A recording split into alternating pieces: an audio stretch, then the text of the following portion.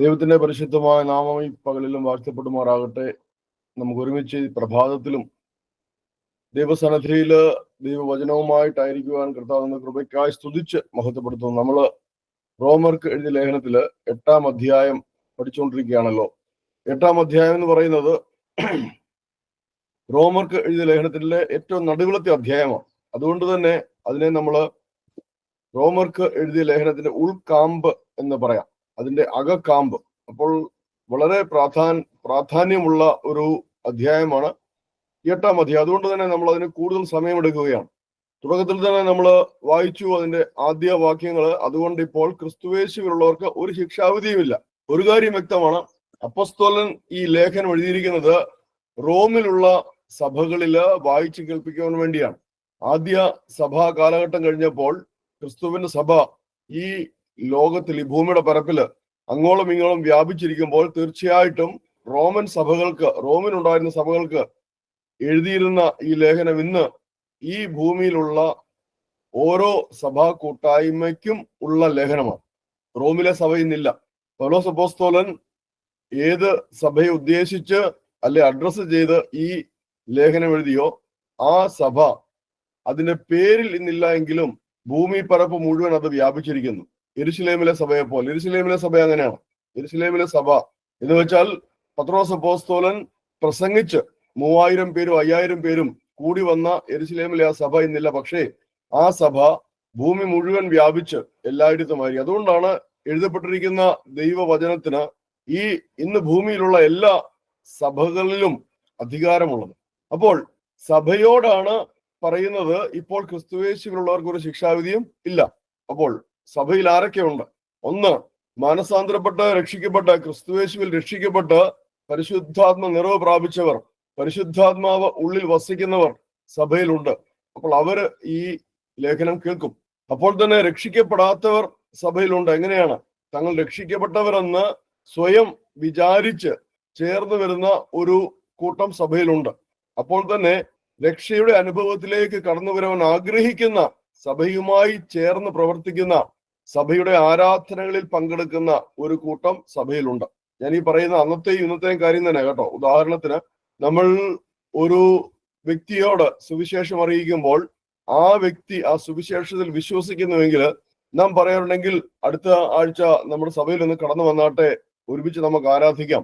ആ വ്യക്തി രക്ഷിക്കപ്പെട്ടിട്ടില്ല, യേശു ക്രിസ്തുവിനെ സ്വീകരിച്ചിട്ടില്ല. പക്ഷെ ആ വ്യക്തി എവിടെ വന്നു? നമ്മോടൊപ്പം നാം ആരാധിക്കുന്ന സഭയിൽ വന്നു. അപ്പോൾ അതിന്റെ അർത്ഥം രക്ഷിക്കപ്പെടാത്തവരും സഭയിൽ ഉണ്ടായിരിക്കും ഈ ലേഖനം വായിക്കുമ്പോൾ.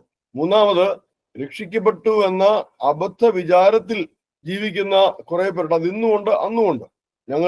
ഞാൻ മാനസാന്തരപ്പെട്ടവനാണ്, ഞാൻ രക്ഷിക്കപ്പെട്ടവനാണ്, ഇനി എനിക്ക് ഒരു ശിക്ഷാവിധിയുമില്ല, ഞാനിപ്പോൾ ക്രിസ്തുവിലാണ് ജീവിക്കുന്നത് എന്ന് ചിന്തിച്ചുകൊണ്ട് ജീവിക്കുന്ന ഒരു കൂട്ടരും ഈ സഭയിലുണ്ട്. അപ്പോൾ നാം ഈ 8-ാം അധ്യായം പഠിക്കുമ്പോൾ ഇതെല്ലാം ചിന്തിക്കണം.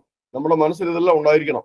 പൗലോസ് അപ്പോസ്തലൻ സംസാരിക്കുന്നത്, ഈ ലേഖനം എഴുതുന്നത് യഥാർത്ഥമായി ക്രിസ്തുവേശുവിൽ രക്ഷിക്കപ്പെട്ട വ്യക്തികളോട് മാത്രമല്ല, ഇനിയും രക്ഷിക്കപ്പെടുവാൻ ഉള്ളവരും, ഒരുപക്ഷെ രക്ഷിക്കപ്പെട്ട ശേഷം ഇത് ശരിയല്ല, ഈ ജീവിതം ശരിയല്ല, പണ്ടത്തെ എന്റെ ജീവിതമായിരുന്നു നല്ലത്, ഇത് മഹാ കഷ്ടപ്പെടുന്ന ജീവിതമാണ് എന്ന് വിചാരിച്ച് ആ രക്ഷയെ ഉപേക്ഷയായി വിചാരിക്കുന്നവരും ഉൾപ്പെടെ ഉള്ളവരാണ് ഈ സഭയിലുള്ളത്. ഒരു കൂട്ടർ പഠിപ്പിക്കുന്നത് പോലെ ഒരിക്കൽ രക്ഷിക്കപ്പെട്ട് കഴിഞ്ഞാൽ അത് സ്ഥിരമാണ്, സ്വസ്ഥമാണ്, ഇനി എന്നിങ്ങനെ ജീവിച്ചാലും ആ രക്ഷയിലാണ് ആ വ്യക്തി. ഞാൻ പലപ്പോഴും പറയാനുള്ള കാര്യമാണ് രക്ഷാഭദ്രത എന്നുള്ള വാദം. ആ വാദം അത്ര ശരിയല്ല എന്നാണ് നമുക്ക് വിശുദ്ധ വേദപുസ്തകത്തിലെ പല അധ്യായങ്ങളും പഠിക്കുമ്പോൾ മനസ്സിലാകുന്നത്. രക്ഷിക്കപ്പെട്ടുകൊണ്ടെന്ന് മാത്രമായില്ല, നാം ആ രക്ഷിക്കപ്പെട്ട അനുഭവത്തിൽ ജീവിക്കുന്നവരായിരിക്കണം. അതാണ് അധ്യായം 8 വളരെ വ്യക്തമായി നമ്മെ പഠിപ്പിക്കുന്നത്. ഞാൻ കഴിഞ്ഞ ക്ലാസ്സിലൊക്കെ പഠിപ്പിച്ച ആ കാര്യം തന്നെയാണ്. അതുകൊണ്ടാണ് 4-ാം വാക്യം പറയുന്നത്, ജഡത്തെ അല്ല ആത്മാവിനെ അത്ര അനുസരിച്ച് നടക്കുന്ന നമ്മിൽ ന്യായപ്രമാണത്തിന്റെ നീതി നിവൃത്തിയാകണമെന്ന് തന്നെ. ആരിലാണ് ന്യായപ്രമാണത്തിന്റെ നീതി നിവൃത്തിയാകുന്നത്? ആത്മാവിനെ അനുസരിച്ച് നടക്കുന്നവർ. ആത്മാവിനെ അനുസരിച്ച് നടക്കണമെങ്കിൽ പരിശുദ്ധാത്മാവ് ഉള്ളിൽ വസിക്കണം. ഉള്ളിൽ, അകത്ത്, നമ്മുടെ ഹൃദയത്തിൽ പരിശുദ്ധാത്മാവ് വസിക്കണം. എപ്പോഴാണ് ഉള്ളിൽ അകത്ത് പരിശുദ്ധാത്മാവ് വസിക്കുമ്പോൾ ഒരുവൻ മാനസാന്തരപ്പെട്ട് ക്രിസ്തുവിൽ വിശ്വസിച്ച് ക്രിസ്തുവിനെ ഏറ്റുപറഞ്ഞ് യേശു ക്രിസ്തുവിന് വേണ്ടി ഇനിയുള്ള ജീവിതം ജീവിക്കുമെന്ന് പൂർണ്ണ നിശ്ചയം പ്രാപിച്ചവർ ആണ് ഈ പരിശുദ്ധാത്മാവ് ഉള്ളിൽ വസിക്കുന്നവർ. ഇനി മുന്നോട്ട് നമ്മൾ കഴിഞ്ഞ ക്ലാസ്സിൽ നമ്മൾ പഠിച്ചത് ജഡസ്വഭാവവും ആത്മസ്വഭാവവുമാണ്. അത് വ്യക്തമായി മനസ്സിലായി എന്ന് ഞാൻ പ്രതീക്ഷിക്കുന്നു. ഇനി 9ലേക്ക് വരുമ്പോൾ, 9ാം വാക്യത്തിലേക്ക് വരുമ്പോൾ, നിങ്ങളോ ദൈവത്തിന്റെ ആത്മാവ് നിങ്ങളിൽ വസിക്കുന്നു എന്ന് വരികിൽ ജഡസ്വഭാവം ഉള്ളവരല്ല, ആത്മസ്വഭാവം ഉള്ളവരത്രേ. ക്രിസ്തുവിന്റെ ആത്മാവില്ലാത്തവൻ അവനുള്ളവനല്ല. അപ്പോൾ ഇവിടെ ക്രിസ്തുവിന്റെ ആത്മാവ് എന്ന് പറയുന്നത് പരിശുദ്ധാത്മാവ് തന്നെയാണ്, ദൈവാത്മാവ് തന്നെയാണ്. എങ്ങനെ എനിക്ക് എന്നെ തന്നെ വിവേചിക്കുവാൻ സാധിക്കും? ആ ഒരു ചോദ്യമാണ്. ഞാൻ ജീവിക്കുന്നത്, ഞാൻ രക്ഷിക്കപ്പെട്ടവനെന്ന് ഞാൻ വിശ്വസിക്കുന്നു, ഞാൻ സഭയിൽ അംഗത്വം എടുത്തിരിക്കുന്നു, സഭയുടെ എല്ലാ കൂട്ടായ്മകളിലും ഞാൻ ഒരു മുടക്കവുമില്ലാതെ കൂടി വരുന്നു, എല്ലാം പറയുന്ന അനുസരിക്കുന്നു. എങ്കിലും എന്നെ തന്നെ എനിക്കൊന്ന് വിവേചിക്കുവാൻ എങ്ങനെ സാധിക്കും? അതിന് എന്നെ സഹായിക്കുന്ന ഒരു വാക്യമാണ് 9ാം വാക്യം. നിങ്ങളോ ദൈവത്തിന്റെ ആത്മാവ് നിങ്ങളിൽ വസിക്കുന്നു എന്ന് വരികിൽ ജഡസ്വഭാവമുള്ളവരല്ല, ആത്മസ്വഭാവമുള്ളവരത്രേ. അപ്പോൾ ജഡസ്വഭാവം എന്താണ്, ആത്മസ്വഭാവം എന്താണെന്ന് കഴിഞ്ഞ ക്ലാസ്സിൽ നമ്മൾ കേട്ടു. ആത്മസ്വഭാവത്തെ കുറിച്ച് പറയുമ്പോൾ ഗലാത്യർക്ക് ലേഖനം 5ാം അധ്യായം അവസാന ഭാഗങ്ങളിൽ വ്യക്തമായി പറയുന്നുണ്ട്. ആത്മാവിന്റെ സ്വഭാവം എന്തൊക്കെയാണ് എന്നുള്ളത് വ്യക്തമായി പറയുന്നുണ്ട്. അപ്പോൾ ജഡസ്വഭാവം ഉള്ളവരിൽ ഈ ആത്മസ്വഭാവം വസിക്കുന്നില്ല. വേറൊരു രീതിയിൽ പറഞ്ഞാല് ഇത് തമ്മിൽ എപ്പോഴും യുദ്ധമാണ്. ആത്മസ്വഭാവവും ജഡസ്വഭാവവും തമ്മിൽ എപ്പോഴും യുദ്ധമാണ്. അതുകൊണ്ട് തന്നെ ജഡസ്വഭാവമുള്ള ഒരു വ്യക്തിയില് പരിശുദ്ധാത്മാവിന് സ്വസ്ഥമായിട്ട് വസിക്കുവാൻ സാധിക്കുകയില്ല. അതുകൊണ്ട് ഒരു വാക്യം വേദപുസ്തകത്തിലുള്ളത് പരിശുദ്ധാത്മാവിനെ ദുഃഖിപ്പിക്കരുത് എന്ന്. അപ്പോൾ എന്റെ ഉള്ളിൽ പരിശുദ്ധാത്മാവ് വസിക്കുന്നുവെന്ന് എനിക്ക് ബോധ്യമുണ്ടെങ്കിൽ ഞാൻ പരിശുദ്ധാത്മാവിനെ ദുഃഖിപ്പിക്കാതെ സ്വസ്ഥമായിട്ട് പരിശുദ്ധാത്മാവിന് എന്റെ ഈ ജഡശരീരത്തിനുള്ളിൽ ജീവിക്കുവാൻ, എന്റെ ഹൃദയത്തിൽ ജീവിക്കുവാൻ ഉള്ള സാഹചര്യം ഞാൻ തന്നെ ഒരുക്കി കൊടുക്കണം. ഇതെന്റെ കടമയാണ്, ഒരു വിശ്വാസിയുടെ കടമയാണ്. അപ്പോൾ അതുകൊണ്ടാണ് പറയുന്നത്, നിങ്ങൾ ജഡസ്വഭാവമുള്ളവരല്ല, ആത്മാവ് നിങ്ങളിൽ വസിക്കുന്നുവെന്ന് വരികിൽ നിങ്ങൾ ആത്മസ്വഭാവമുള്ളവരായിരിക്കണമെന്ന്. 2 യജമാനന്മാരെ പ്രീതിപ്പെടുത്തുവാൻ ഒരു അടിമയ്ക്ക് ഒരിക്കലും സാധിക്കില്ല എന്ന് വിശുദ്ധ വചനം നമ്മെ നന്നായി പഠിപ്പിക്കുന്നു. അപ്പോൾ ജഡത്തെയും ആത്മാവിനെയും ഒരുപോലെ പ്രീതിപ്പെടുത്തി ജീവിക്കുവാൻ സാധ്യമല്ല. അത് വളരെ വ്യക്തമായിട്ടാണ് വിശുദ്ധ വചനം പഠിപ്പിക്കുന്നത്. ഇതിലേതെങ്കിലും ഒന്നേ തിരഞ്ഞെടുക്കുവാൻ സാധിക്കൂ. മനസ്സിലായോ? മുമ്പത്തെ പോലെ ജഡത്തിന്റെ സ്വഭാവങ്ങളെ താലോലിച്ച് ജീവിക്കുവാനാണ് ആഗ്രഹമെങ്കിൽ രക്ഷിക്കപ്പെടുവാനേ പാടില്ല. അവൻ രക്ഷിക്കപ്പെടാത്തവനായി ജീവിക്കണം. എന്നിട്ട് അവസാനം മരണത്തിന് ശിക്ഷയായ നിത്യ നരകത്തിലേക്ക് കടക്കുവാൻ അവൻ തയ്യാറായിരിക്കണം. എന്നാൽ അതിന് തയ്യാറില്ല. എനിക്ക് എൻ്റെ യേശുവിനെ വേണം, എനിക്ക് ക്രിസ്തുവിൽ ജീവിക്കണം, എനിക്ക് ന്യായവിധിയിൽ അകപ്പെടുവാൻ ഞാൻ ഇഷ്ടപ്പെടുന്നില്ല എന്ന ആഗ്രഹമാണ് ഒരുവന്റെ ഉള്ളിൽ ഉള്ളത് എങ്കിൽ അവന് വേണ്ടി എഴുതപ്പെട്ടിരിക്കുന്ന പ്രമാണമാണ് വിശുദ്ധ വേദപുസ്തകം. അതനുസരിച്ചേ മതിയാവും. ചിലത് പറയാറുണ്ട്, പുതിയ നിയമം എന്ന് പറയുന്നത് പഴയ നിയമത്തെക്കാൾ വലിയ പ്രയാസമുള്ള. തീർച്ചയായിട്ടും അങ്ങനെയാണ്. ഒരു ജഡ മനുഷ്യനെ സംബന്ധിച്ച് പുതിയ നിയമം വലിയ പ്രയാസമുള്ള കാര്യമാണ്. അവന് വലിയ പ്രയാസമാണ് ഈ ലോകത്തിന്റെ സുഖഭോഗങ്ങളിൽ നിന്ന് തന്നെ മാറ്റിയിട്ട് ദൈവത്തിന് പ്രസാദമുള്ളവനായി ജീവിക്കുവാൻ. അപ്പോൾ ഒരു ചോദ്യം ചോദിക്കാം, ഈ ലോകത്തിലുള്ള കാര്യങ്ങളൊക്കെ ദൈവം മനുഷ്യന് വേണ്ടി സൃഷ്ടിച്ചതല്ലേ? അതൊക്കെ നമ്മൾ ആവോളം അനുഭവിച്ചല്ലേ ജീവിക്കേണ്ടത്? തീർച്ചയായിട്ടും മനുഷ്യന് അവന്റെ വിശപ്പിനുള്ളത്, അവന് ഉടുക്കുവാനുള്ളത്, അവന് വസിക്കുവാനുള്ളത് ദൈവം ഈ ലോകത്തിൽ സൃഷ്ടിച്ച് നൽകിയിട്ടുണ്ട്. അതിനപ്പുറത്തുള്ളതൊന്നും ദൈവത്തിന്റെ പദ്ധതിയല്ല. അതൊക്കെ വീണുപോയ മനുഷ്യന്റെ പദ്ധതിയാണ്. നമ്മൾ മുമ്പോട്ട് വരുന്നത് മനസ്സിലാക്കും. 10ാം വാക്യം പറയുന്നു, ക്രിസ്തു നിങ്ങളിൽ ഉണ്ടെങ്കിലോ ശരീരം പാപം നിമിത്തം മരിക്കേണ്ടതെങ്കിലും ആത്മാവ് നീതി നിമിത്തം ജീവനാകുന്നു. തുടർന്ന് വായിക്കുന്നു, യേശുവിനെ മരിച്ചവരിൽ നിന്ന് ഉയർപ്പിച്ചവന്റെ ആത്മാവ് നിങ്ങളിൽ വസിക്കുന്നുവെങ്കിൽ ക്രിസ്തുയേശുവിനെ മരണത്തിൽ നിന്ന് ഉയർപ്പിച്ചവൻ നിങ്ങളിൽ വസിക്കുന്ന തന്റെ ആത്മാവിനെ കൊണ്ട് നിങ്ങളുടെ മർത്യ ശരീരങ്ങളെയും ജീവിപ്പിക്കും. എന്നിട്ട് ഒരു ഉപദേശം പറയുകയാണ്, ആകയാൽ സഹോദരന്മാരെ, നാം ജഡത്തെ അനുസരിച്ച് ജീവിക്കേണ്ടതിന് ജഡത്തിനല്ല കടക്കാരാകുന്നത്. നിങ്ങൾ ജഡത്തെ അനുസരിച്ച് ജീവിക്കുന്നുവെങ്കിൽ മരിക്കും നിശ്ചയം. ആത്മാവിനാൽ ശരീരത്തിന്റെ പ്രവൃത്തികളെ മരിപ്പിക്കുന്നുവെങ്കിലോ നിങ്ങൾ ജീവിക്കും. ഇത് ചേർത്ത് നമ്മൾ പഠിക്കണം, ചേർത്ത് പഠിക്കണം. ഇത് പകുതി പഠിച്ചാൽ രക്ഷാഭദ്രത എന്ന ദുർവ്യാഖ്യാനത്തിലേക്ക് നമ്മൾ പോകും. ഇത് ചേർത്ത് പഠിക്കുമ്പോൾ ദൈവത്തിന്റെ രക്ഷ നിത്യരക്ഷയാണ്. ദൈവത്തിന്റെ രക്ഷ ഭദ്രമാണ്. ആർക്കാണ് ഇത് ഭദ്രമായിരിക്കുന്നത്? അതിൽ ജീവിക്കുന്നവൻ. അതിനെ വിട്ട് ഒഴിഞ്ഞ്, ഇങ്ങനെയാണ് ഹെബ്രായ ലേഖനം പഠിപ്പിക്കുന്നത്, തന്നെ വീണ്ടെടുത്ത രക്തത്തെ ചവിട്ടിക്കളയുന്നവന് എന്നൊരു പദമുണ്ട്. എന്ന് വെച്ചാൽ ഞാൻ രക്ഷിക്കപ്പെട്ടു, ഞാൻ യേശു ക്രിസ്തുവിൽ വിശ്വസിച്ചത് മൂലം യേശു ക്രിസ്തു ക്രൂശിൽ നടത്തിയതായ പാപപരിഹാര ബലിയിൽ ഞാനും പങ്കുകാരനായി. യേശു ക്രിസ്തുവിന്റെ രക്തം എന്നെ കഴുകി വെടിപ്പാക്കി കഴിഞ്ഞു. ഇനിയും ഞാൻ ജീവിക്കേണ്ടത് ക്രിസ്തുവിനുള്ളവനായിട്ടാണ്. എന്നാൽ കുറച്ചുനാൾ ജീവിച്ചു കഴിഞ്ഞ് എനിക്ക് ഈ ജീവിതം അത്ര സുഖമല്ല എന്ന് എനിക്ക് ബോധ്യമായി കഴിഞ്ഞാൽ അത് ഇട്ടേച്ച് പോകുവാനുള്ള സ്വാതന്ത്ര്യം മനുഷ്യനുണ്ട്. അങ്ങനെ ചെയ്യുവാൻ പാടില്ല എന്നാണ് ദൈവം ആഗ്രഹിക്കുന്നതെങ്കിലും ദൈവം മനുഷ്യനെ ഒരു ജയിലിൽ അടയ്ക്കുന്ന ദൈവമല്ല. നമുക്ക് പൂർണ്ണമായ സ്വാതന്ത്ര്യം തന്നാണ് മനുഷ്യനെ സൃഷ്ടിച്ചത്. അതുകൊണ്ടാണല്ലോ പാപം ചെയ്തത്. ഒരു ജയിൽവാസിയായിട്ടാണ് മനുഷ്യനെ സൃഷ്ടിച്ചതെങ്കിൽ പാപം ചെയ്യുകയില്ലായിരുന്നു. പാപം ചെയ്യുവാനുള്ള യാതൊരു സാധ്യതയും ഇല്ലായിരുന്നു. പിശാചിന് അവിടെ കടന്നു വരുവാനുള്ള യാതൊരു വിടവുമില്ലായിരുന്നു. എന്നാൽ ദൈവം മനുഷ്യനെ തന്റെ രൂപത്തിലും സാദൃശ്യത്തിലും സൃഷ്ടിച്ചതുകൊണ്ട് സ്വാതന്ത്ര്യം തന്നുകൊണ്ടാണ് സൃഷ്ടിച്ചത്. വേറെ ഒരു ജീവിക്കും ആ സ്വാതന്ത്ര്യമില്ല. ഈ ലോകത്തിൽ, പ്രപഞ്ചത്തിൽ ദൈവം സൃഷ്ടിച്ച ഒരു സൃഷ്ടിക്കും ആ സ്വാതന്ത്ര്യം, സ്വയം തിരഞ്ഞെടുക്കുവാനുള്ള സ്വാതന്ത്ര്യമില്ല. മനുഷ്യന് മാത്രമാണ് സ്വയം തിരഞ്ഞെടുപ്പിനുള്ള സ്വാതന്ത്ര്യം കൊടുത്തത്.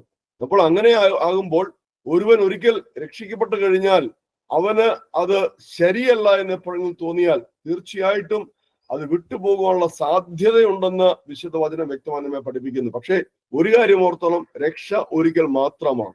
അതുകൊണ്ടാ ഹെബ്രായ ലേഖനത്തിൽ വ്യക്തമായിട്ട് എഴുത്തുകാരൻ പറയുന്നത്, നീ ഇത് വിട്ടു പോയാൽ പിന്നെ നിനക്ക് തിരിച്ചു വരവില്ല, പിന്നെ മാനസാന്തരമില്ല, പിന്നെ നിനക്ക് വേണ്ടി വെച്ചിരിക്കുന്നത് നിത്യ നരകമാണ്, അഗ്നിയാണ്, അഗ്നി നരകമാണെന്ന് വളരെ വ്യക്തമായിട്ട് പഠിപ്പിക്കുന്ന വിശുദ്ധ വേദോസം പറയും.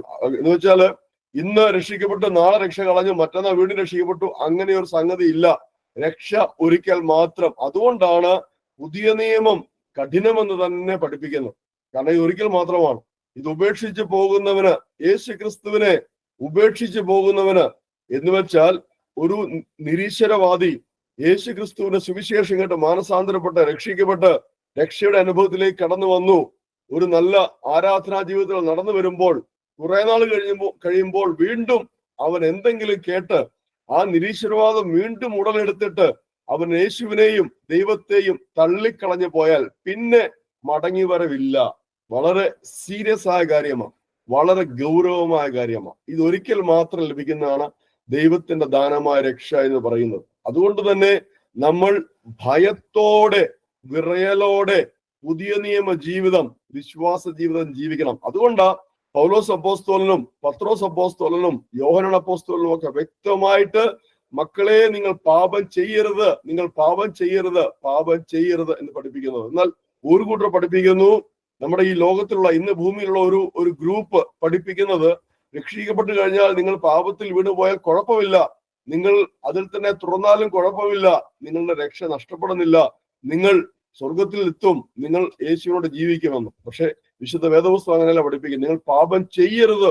എന്നിട്ട് യോഹന്നാൻ അപ്പോസ്തലൻ പറഞ്ഞു, അഥവാ നിങ്ങൾ പാപം ചെയ്തു പോയെങ്കിലോ നിങ്ങൾക്ക് വേണ്ടി ഉന്നതങ്ങളിൽ അഡ്വക്കേറ്റ് ആയിട്ട്, നിങ്ങളുടെ ഒരു വക്കീലായിട്ട് കർത്താവായ യേശു ക്രിസ്തു ദൈവത്തിന്റെ വലതുഭാഗത്ത്, മഹത്വത്തിന്റെ വലതുഭാഗത്തായിരിക്കുന്നു. അവരോട് ഏറ്റു പറഞ്ഞ് നിന്റെ പാപങ്ങളിൽ നിന്ന് ക്ഷമ പ്രാപിച്ചു കൊള്ളണം, പാപങ്ങളിൽ നിന്ന് വീണ്ടും വിടുതൽ പ്രാപിച്ചു കൊള്ളണം, ദൈവവുമായിട്ടുള്ള ബന്ധം പുനഃസ്ഥാപിച്ചു കൊള്ളണം.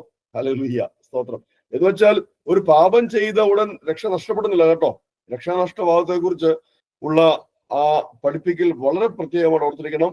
ഒരു വിശ്വാസി ഒരു പാപത്തിൽ വീണുപോയി എന്ന് വെച്ച ഉടൻ അവന് രക്ഷ നഷ്ടപ്പെടുന്നില്ല, അവന് മടങ്ങി വരുവാൻ ദൈവം വഴിവെച്ചിട്ടുണ്ട്. പക്ഷേ ഒരു കാര്യമുണ്ട്, അവൻ ചെയ്ത തെറ്റിന് ബാലശിക്ഷ അനുഭവിക്കണം. കാരണം തെറ്റിന് ശിക്ഷയുണ്ട്, അതാണ് നീതി എന്ന് പറയുന്നത്. ഞാൻ പലപ്പോഴും പറയുന്നതാണ്, നമ്മുടെ ദൈവം നീതിയുള്ള ന്യായാധിപതിയാണ്. എന്താണ് നീതിയുള്ള ന്യായാധിപതി? ഒരു തെറ്റിന് ശിക്ഷയുണ്ട്, ഒരു പാപത്തിന് ശിക്ഷയുണ്ട്. പാപത്തിന്റെ നിത്യശിക്ഷയായ മരണത്തിൽ നിന്നാണ് നാം രക്ഷിക്കപ്പെട്ടിരിക്കുന്നത്. എന്നാൽ നമ്മൾ ദൈനംദിന ജീവിതത്തിൽ, നമ്മുടെ ജഡത്തിൽ ജീവിക്കുമ്പോൾ നാം വീണുപോകുന്ന ചില തെറ്റുകളുണ്ട്. അത് നമ്മളുടെ മരണത്തിലേക്കുള്ള തെറ്റല്ല, തെറ്റുണ്ട്, പാപമുണ്ട്, ഇത് രണ്ടുമുണ്ട്. അപ്പോൾ ആ വക തെറ്റുകൾക്ക് ദൈവം വെച്ചിരിക്കുന്ന പ്രമാണമാണ് ബാലശിക്ഷ. അത് ആർക്കുള്ളതാണ്? ദൈവമക്കൾക്കുള്ളതാണ് ബാലശിക്ഷ. എവിടെയാണത് പറയുന്നത്? 1 കൊരിന്ത്യർ 11 നമ്മൾ കർത്തൃമേശയ്ക്കുള്ള ഭാഗം വായിക്കുമ്പോൾ അവിടെ ഇത് പറയുന്നുണ്ട്. ഹെബ്രായർക്ക് എഴുതിയ ലേഖനത്തിൽ 12-ാം അധ്യായത്തിൽ വ്യക്തമായി പറയുന്നുണ്ട് ബാലശിക്ഷ. അപ്പോൾ ഈ ബാലശിക്ഷ എന്ന പ്രമാണത്തിൽ ഉള്ളവർക്ക് അവർ ചെയ്തു പോകുന്ന തെറ്റുകൾ അനുദപിച്ച് മടങ്ങി വരുമ്പോൾ ആ തെറ്റുകൾ ക്ഷമിക്കപ്പെടുന്നു, പക്ഷേ അതിന് ശിക്ഷ അനുഭവിക്കണം. അതാണ് ബാലശിക്ഷ. എന്നാൽ അനുദപിച്ച് മടങ്ങി വരുന്നില്ല എങ്കിലോ? ഇവിടെയാണ് ആ ചോദ്യം ഉയരുന്നത്.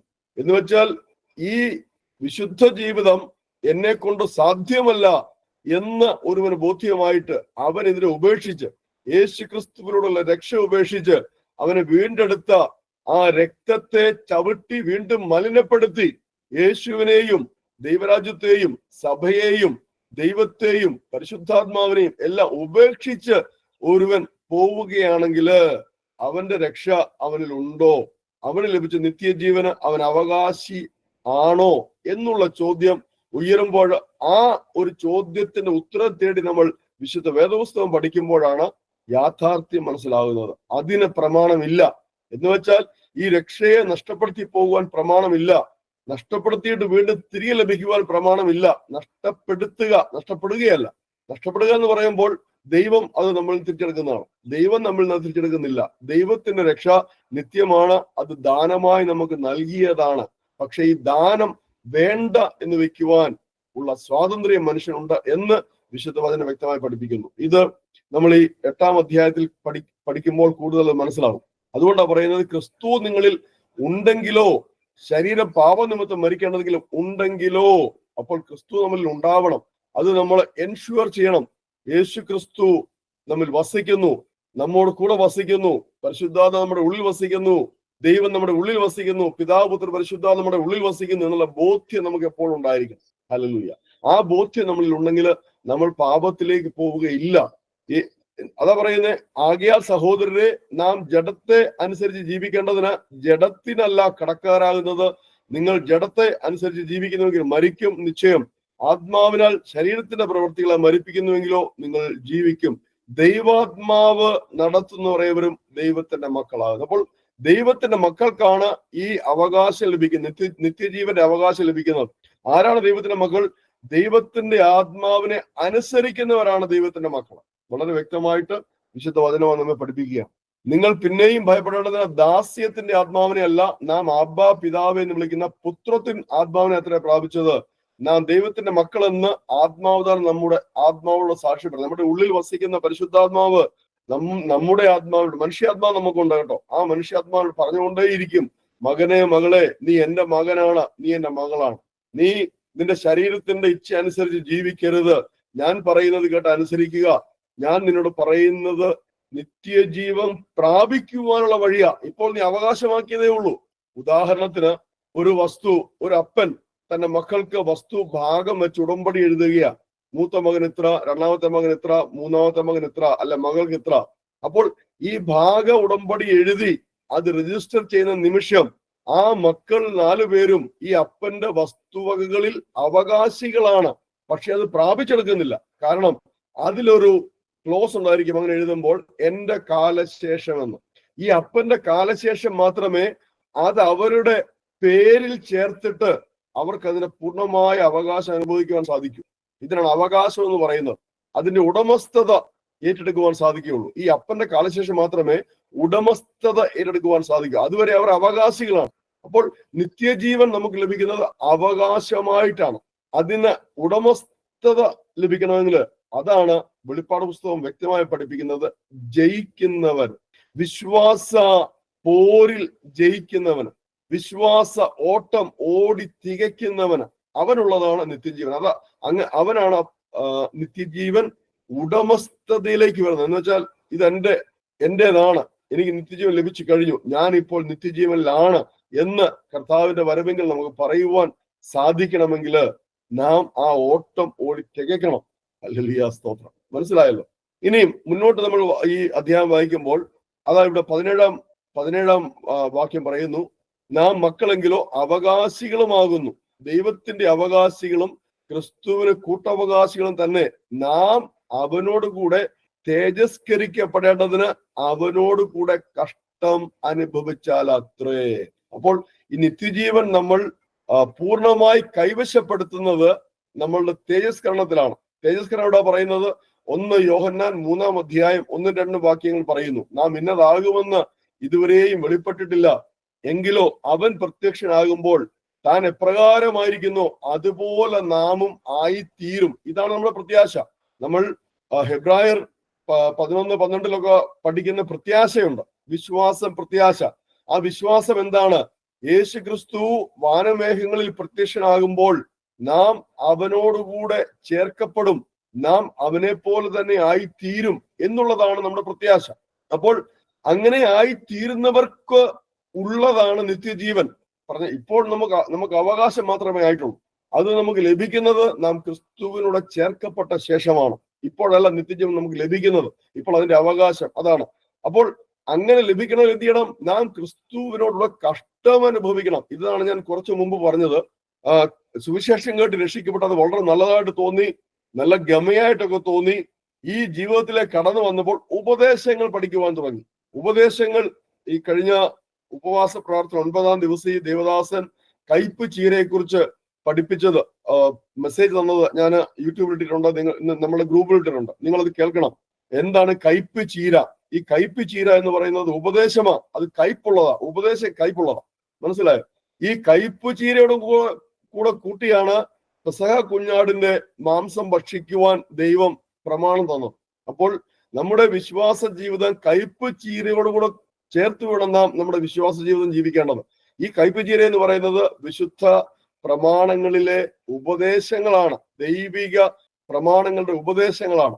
എങ്ങനെ ഒരുവൻ ജീവിക്കണം? ഇപ്പോൾ ഈ 8-ാം അധ്യായം മുഴുവൻ ഉപദേശങ്ങളാണ്, റോമർ 8 മുഴുവൻ ഉപദേശങ്ങളാണ്, മനസ്സിലായോ? ഇത് കുറച്ച് കയ്പുള്ളതാണ്. അപ്പോൾ ഇതിലേക്ക്, ഈ ജീവിതത്തിലേക്ക് വന്ന ശേഷമാണ് ഈ 8-ാം അധ്യായം എന്ന് വെച്ചാൽ റോമർ 8-ാം അധ്യായം പഠിച്ചിട്ടല്ല ഒരുവൻ രക്ഷിക്കപ്പെടുന്നത്, സുവിശേഷ പ്രസംഗം കേട്ടാണ് രക്ഷിക്കപ്പെടുന്നത്, മനസ്സിലായോ? മാനസാന്തരം രക്ഷിക്കപ്പെടുന്നത്. അപ്പോൾ ഒരു വേള സുവിശേഷ പ്രസംഗം കേട്ട് പെട്ടെന്നുള്ള ആ അനുതാപത്തിൽ, മാനസാന്തരത്തിൽ യേശുവിനെ രക്ഷിതാവായി സ്വീകരിച്ച് രക്ഷിക്കപ്പെട്ടു.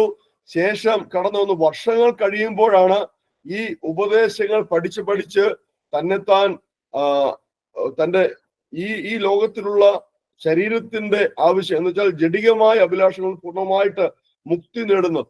അതിനാണ് വിശ്വാസ പോര് എന്ന് പറയുന്നത്, വിശ്വാസ പോരാട്ടം എന്ന് പറയുന്നത്, വിശ്വാസ യുദ്ധം എന്ന് പറയുന്നത്. സ്തോത്രം. അപ്പോൾ അങ്ങനെ വരുമ്പോൾ കഷ്ടതയുണ്ട്.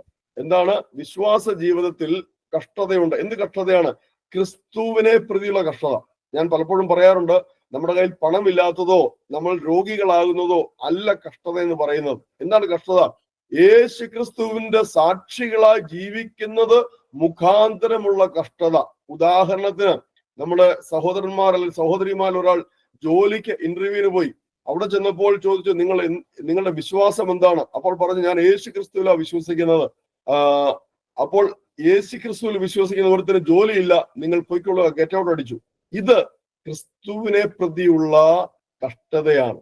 എന്നാൽ നിങ്ങൾ ഇന്റർവ്യൂവിൽ തോറ്റു, അല്ലെങ്കിൽ നിങ്ങൾ യോഗ്യത നേടിയില്ല എന്തോ കാരണത്താൽ, അത് കഷ്ടതയല്ല, അത് ക്രിസ്തുവിനെ പ്രതിയുള്ള കഷ്ടതയല്ല, അത് നിങ്ങളുടെ പ്രതിയുള്ള കഷ്ടതയാണ്. ക്രിസ്തുവിനെ പ്രതിയുള്ള കഷ്ടത എന്താണ്?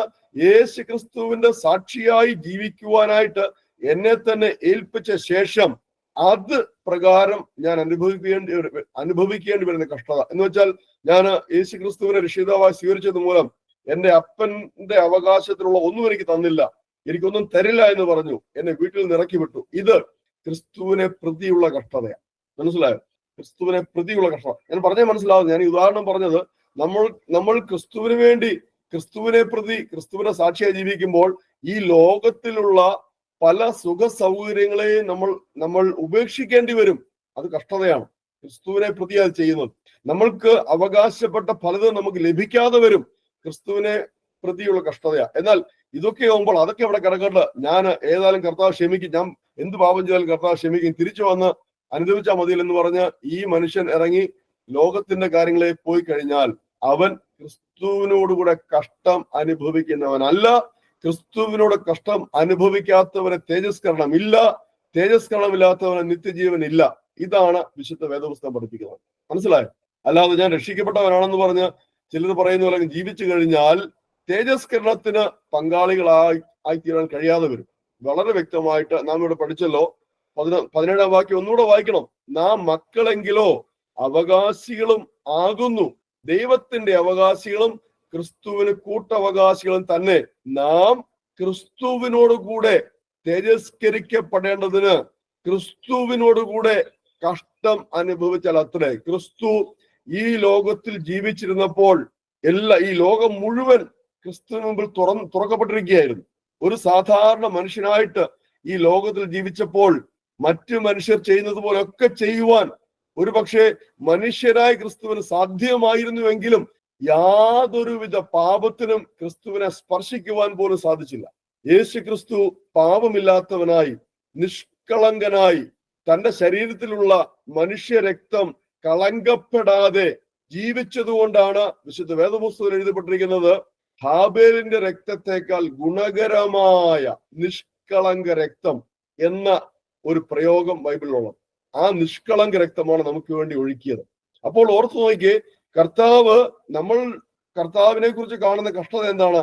ആ അവസാന നാളുകളിൽ ക്രൂശ് മരണത്തെ പ്രതിയുള്ള കഷ്ടത മാത്രമേ നമ്മൾ കഷ്ടതയായി കാണുള്ളൂ. പക്ഷേ യേശു ഈ ലോകത്തിൽ ജീവിച്ച 33 വർഷവും കഷ്ടത അനുഭവിച്ച് തന്നെയാണ് ജീവിച്ചത്. ഇത് ആരെങ്കിലും ചിന്തിക്കാറുണ്ടോ?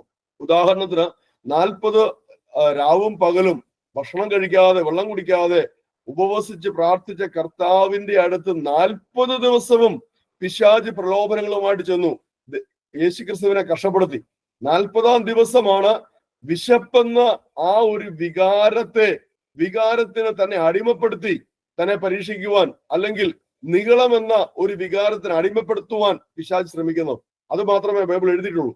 ഇന്ന കാര്യങ്ങളിൽ പരീക്ഷിച്ചു എന്ന്. പക്ഷേ മർക്കോസിന്റെ സുവിശേഷത്തിൽ എഴുതുന്ന 40 ദിനവും യേശു ക്രിസ്തു പരീക്ഷിക്കപ്പെട്ടു. ഒന്ന് ഓർത്തു നോക്കി എത്രമാത്രം കഷ്ടത യേശു ക്രിസ്തു അനുഭവിച്ചു എന്ന്. നമുക്കൊക്കെ ചെറിയൊരു പ്രശ്നം ഉണ്ടാകുമ്പോൾ നമ്മൾ പോയി പിശാച് എന്ന് പറഞ്ഞ് പിശാചിനെ ശാസിക്കുകയും ചെയ്യും. പക്ഷേ ഈ 40 ദിവസം മരുഭൂമിയിൽ ഏകനായിട്ട് പിശാചിന്റെ പരീക്ഷകൾ അനുഭവിക്കേണ്ടി വന്ന ഒരു മനുഷ്യൻ, 30 വയസ്സുള്ള ഒരു മനുഷ്യൻ എത്രമാത്രം കഷ്ടം അനുഭവിച്ചു. തുടർന്ന് മുന്നോട്ട് വന്നപ്പോൾ സ്വന്തക്കാരാൽ തള്ളപ്പെട്ട മനുഷ്യൻ, പരീശന്മാരാൽ പീഡിപ്പിക്കപ്പെട്ട മനുഷ്യൻ. ഓർത്തു നോക്കി 33 വയസ്സും കഷ്ടത അനുഭവിച്ചു കൊണ്ട് തന്നെ എന്തിനു വേണ്ടിയാ? തേജസ്കരിക്കപ്പെടേണ്ടതിന്. സ്തോത്രം. തേജസ്കരിക്കപ്പെടേണ്ടതിന് അനുസരണം എന്ന കഷ്ടത. അനുസരണം വലിയ കഷ്ടതയാണ് കേട്ടോ. കാരണം നാം ഈ ഉപദേശം അനുസരിക്കുന്നത് കൊണ്ടായി കഷ്ടത ഉണ്ടാകുന്നത്. അപ്പോൾ അനുസരണം എന്ന കഷ്ടത അനുഭവിക്കുവാൻ നാം ബാധ്യസ്ഥരാണ്. ക്രിസ്തുവിനോടുകൂടെ തേജസ്കരിക്കപ്പെടണമെങ്കിൽ ക്രിസ്തുവിനോടുകൂടെ അനുസരണം എന്ന ആ ഒരു കഷ്ടത അനുഭവിച്ചേ മതിയാവും. അത് തീർച്ചയായിട്ടും ക്രിസ്തുവിനെ പ്രതിയുള്ള കഷ്ടതയാണ്. നിങ്ങൾക്ക് മനസ്സിലായില്ല ഞാൻ പറയുന്നത്? 18-ാം വാക്യം, നമ്മൾ വെളിപ്പെടുവാനുള്ള തേജസ് വിചാരിച്ചാൽ ഈ കാലത്തിലെ കഷ്ടങ്ങൾ സാരമില്ല എന്ന് ഞാൻ എണ്ണുന്നു. അപ്പോൾ പൗലോസ് അപ്പോസ്തലൻ എത്രമാത്രം കഷ്ടത അനുഭവിച്ചുവെന്ന് കോരിന്ത്യർ ലേഖനം മാത്രം പഠിച്ചാൽ മനസ്സിലാവും. വേറെ ഒരു ലേഖനങ്ങളും പഠിക്കണ്ട. പ്രത്യേകിച്ച് 2 കോരിന്ത്യർക്ക് എഴുതിയ 2-ാം ലേഖനത്തില് എത്രമാത്രം ക്രിസ്തുവിനെ പ്രതി എത്രമാത്രം കഷ്ടത അനുഭവിച്ച ഒരു വ്യക്തിയാണ് റോമർക്ക് എഴുതിയ ലേഖനം എഴുതിയെന്ന് മനസ്സിലാക്കുമ്പോൾ നമുക്കത് മനസ്സിലാവും. അപ്പോൾ പൗലോസ് അപ്പോസ്തലൻ ദൈവാത്മാവിനെ അനുസരിച്ച് ജീവിച്ചത് കാരണം, ജഡത്തിന്റെ ഇഷ്ടത്തിന് തന്നെ വിട്ടുകൊടുക്കാത്തത് കാരണം എന്താ സംഭവിച്ചത്? ഒരു ബോധ്യം തനിക്കുണ്ടായി, ഈ ലോകത്തിലെ കഷ്ടങ്ങൾ വളരെ നിസ്സാരമാണ്. കാരണം എന്താണ്? എനിക്ക് ലഭിക്കുവാൻ പോകുന്നത് ആ വലിയ തേജസ്കരണമാണ്. ഞാൻ തേജസ്കരണത്തിലേക്കാണ് നടന്നുകൊണ്ടിരിക്കുന്നത്. എന്റെ ലക്ഷ്യം ക്രിസ്തുവേശുവിനോടുകൂടെ തേജസ്കരിക്കപ്പെടുക എന്നുള്ളതാണ്. അപ്പോൾ ആ ലക്ഷ്യത്തിൽ ഞാനൊന്ന് വീണ് മുറിവ് പറ്റിയാൽ ഞാനത് കാര്യമാക്കുന്നില്ല. ക്രിസ്തുവിനെ പ്രതി ഞാൻ അടികൊണ്ടാൽ ഞാനത് കാര്യമാക്കുന്നില്ല. ക്രിസ്തുവിനെ പ്രതി എന്റെ കൂട്ടുകാരനെ തള്ളിക്കളഞ്ഞാൽ ഞാനത് കാര്യമാക്കുന്നില്ല. ക്രിസ്തുവിനെ പ്രതി എന്റെ മുമ്പിൽ വയ്ക്കപ്പെട്ടിരിക്കുന്ന ലോകത്തിലെ ഒരു സുഖം അനുഭവിക്കുവാൻ എനിക്ക് കഴിയാതെ പോയാൽ ഞാനത് കാര്യമാക്കുന്നില്ല. കാരണം എന്റെ ലക്ഷ്യം യേശു ക്രിസ്തുവിനോട് കൂടെയുള്ള തേജസ്കരണമാണ്. നിത്യജീവനാണ് എന്റെ ലക്ഷ്യം. നിത്യജീവൻ പ്രാപിക്കുക എന്നുള്ളതാണ് എന്റെ ലക്ഷ്യം. അതിനായിട്ട് ഞാൻ ലാക്കിലേക്ക് ഓടുന്നു എന്നൊരു പദം ഉപയോഗിക്കുമ്പോൾ ഞാൻ നിങ്ങളോട് ചോദിക്കട്ടെ, അത് നാം ചെയ്യേണ്ട കാര്യമല്ലേ? നമ്മെ ആരും ഓടിക്കുക? നമ്മൾ ഓടിയേ പറ്റും. അപ്പോൾ രക്ഷിക്കപ്പെട്ട ഒരുവൻ രക്ഷിക്കപ്പെട്ട ശേഷം, രക്ഷിക്കപ്പെടുന്ന പ്രവൃത്തിയാലേ അല്ല, വിശ്വാസത്താലെയാ. രക്ഷിക്കപ്പെട്ട ശേഷം രക്ഷിക്കപ്പെട്ട പ്രവൃത്തി തന്റെ ജീവിതത്തിൽ സ്വയം അനുവർത്തിച്ചുകൊണ്ട് വേണം നമ്മുടെ വിശ്വാസ ജീവിതം ജീവിക്കുവാനായിട്ട്. അതാ വിശ്വാസത്തിന്റെ പ്രവൃത്തി എന്ന് പറയുന്നത്. അത് പൗലോസ് അപ്പോസ്തലനും യാക്കോബ് അപ്പോസ്തലനും ഭംഗിയായിട്ട് നമ്മെ പഠിപ്പിക്കുന്നു. മനസ്സിലായോ? അപ്പോൾ നമ്മിൽ വെളിപ്പെടുവാനുള്ള തേജസ് വിചാരിച്ചാൽ ഈ കാലത്തിലെ കഷ്ടങ്ങൾ സാരമില്ല എന്ന് ഞാൻ എണ്ണുന്നു. സൃഷ്ടി ദൈവപുത്രന്മാരുടെ വെളിപ്പാടിനെ ആകാംക്ഷയോടെ കാത്തിരിക്കുന്നു. ദൈവപുത്രന്മാരുടെ വെളിപ്പാടിനെ, ഇവിടെ വെളിപ്പാട് എന്ന് അപ്പോകാലിപ്സിസ് എന്നാണ് അതിന്റെ ഗ്രീക്ക് വാക്ക്. ആ വാക്കിന്റെ അർത്ഥം മറഞ്ഞ് ഇരിക്കുന്നതിനെ അനാവൃതമാക്കുക, ആവൃതമായതിനെ അനാവൃതമാക്കുക, മൂടി വച്ചിരിക്കുന്നതിനെ തുറന്നു കാട്ടുക. ഹല്ലേലൂയ.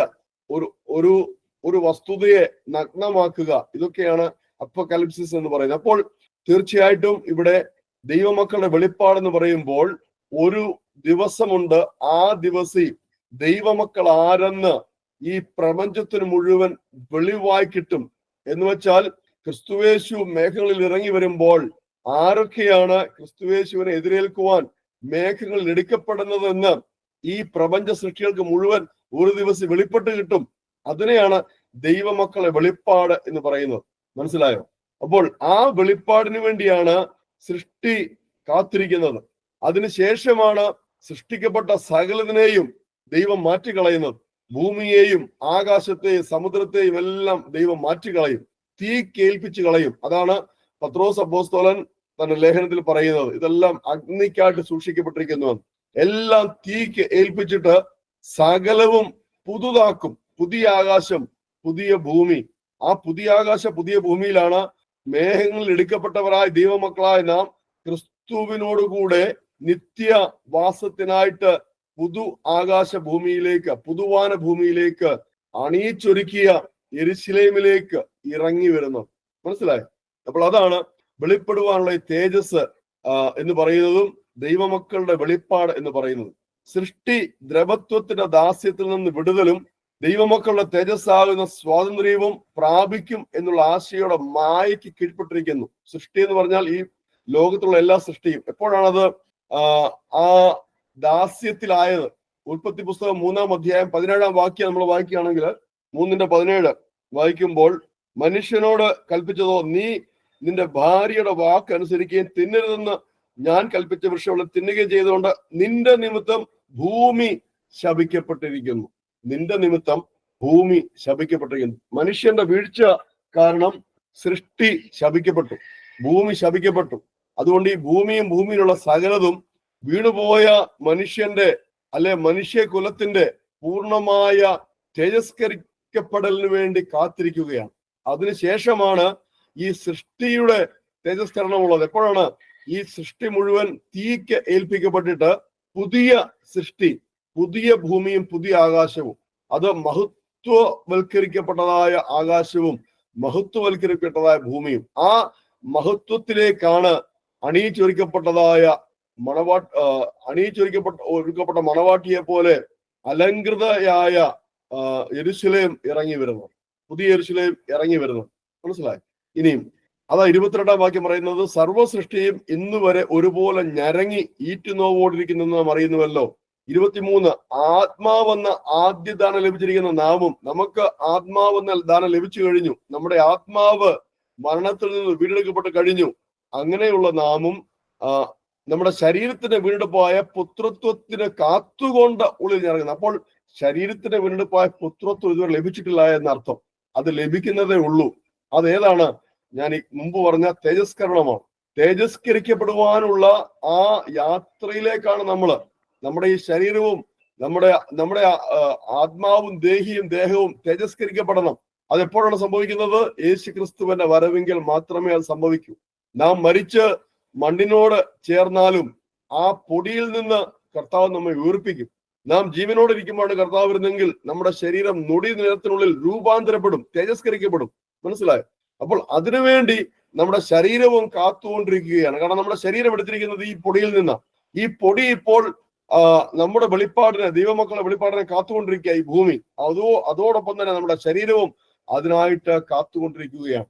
അതുകൊണ്ടാണ് 24 പറയുന്ന, പ്രത്യാശയാലല്ല നാം രക്ഷിക്കപ്പെട്ടിരിക്കുന്നത്. കാണുന്ന പ്രത്യാശയല്ല. ഒരുത്തൻ കാണുന്നതിനായി എന്ത് പ്രത്യാശിക്കുന്നു എന്ന് വെച്ചാൽ നാം രക്ഷിക്കപ്പെട്ടിരിക്കുന്ന വിശ്വാസത്താലാ.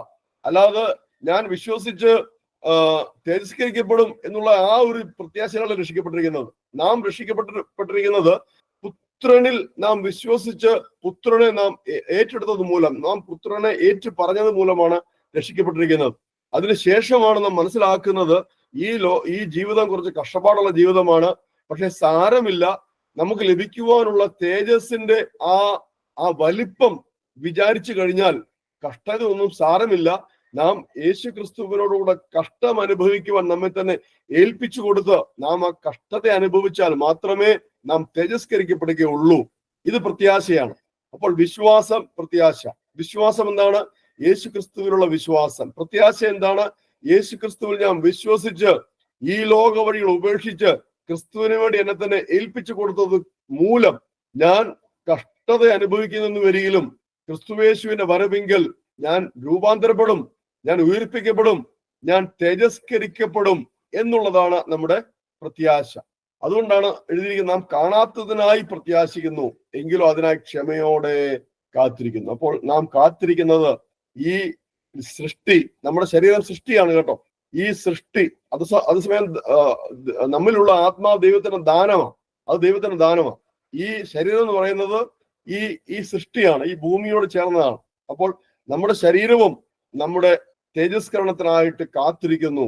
അതുപോലെ തന്നെ ഈ പ്രപഞ്ചത്തിലുള്ള എല്ലാ സൃഷ്ടിയും ദൈവമക്കളുടെ തേജസ്കരണത്തിനായിട്ട് കാത്തിരിക്കുന്നു. തേജസ്കരണത്തിലാണ് ദൈവമക്കൾ വെളിപ്പെടുത്തപ്പെടുന്നത്. മറ നീക്കി അവർ പുറത്തു വരുന്നത് അപ്പോഴാണ്.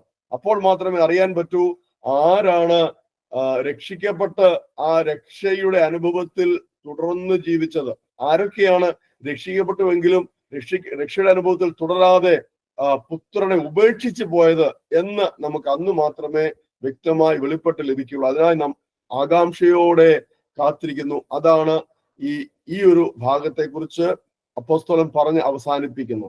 നമുക്ക് ഇന്നത്തെ ബൈബിൾ ക്ലാസ് ഇത്രയും മനസ്സിലാക്കുവാൻ, ഗ്രഹിക്കുവാൻ, പഠിക്കുവാൻ കർത്താവ് കൃപ ചെയ്തതിനാൽ നമുക്ക് ദൈവത്തെ സ്തുതിച്ച് മഹത്വപ്പെടുത്താം.